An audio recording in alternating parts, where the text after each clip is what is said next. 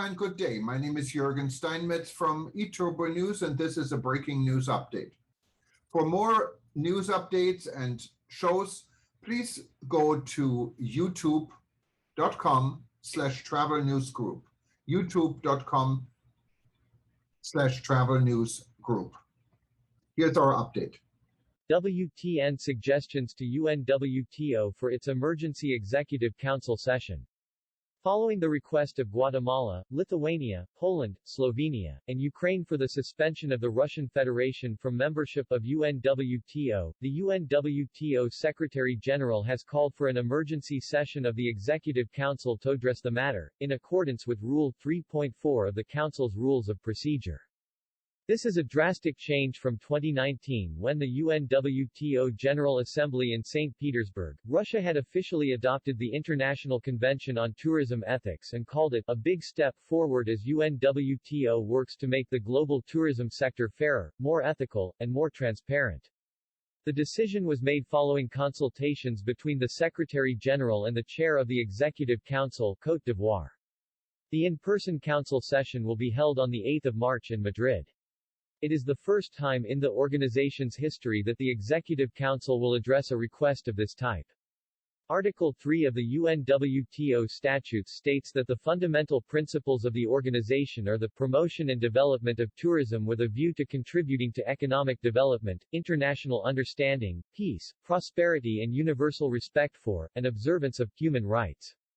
UNWTO has unequivocally condemned the actions of the Russian Federation, noting that they are a clear breach of Ukrainian sovereignty and territorial integrity and contrary to the principles enshrined in the UN Charter and UNWTO statutes.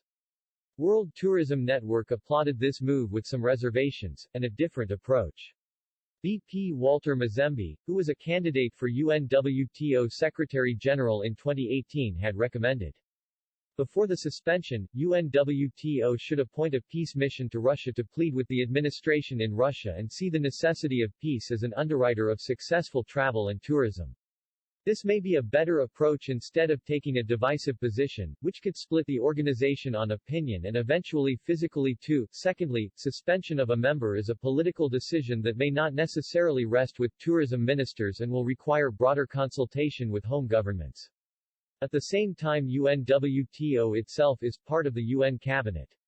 It cannot act unilaterally while Russia itself sits right there in the Security Council with veto power.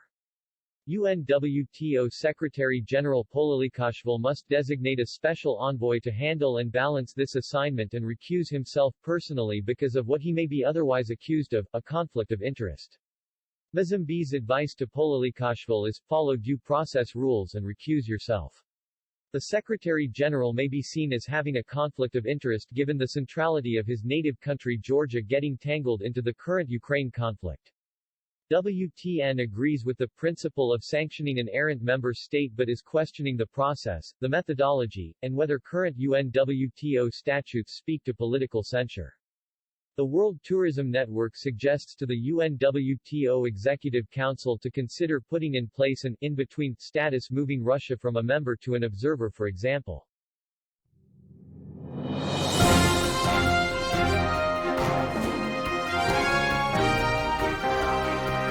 Thank you for listening to our news update. There's more on youtube.com/travel news group, or you can read us, of course, in going to our news portal at eTurboNews.com or travelnews.online.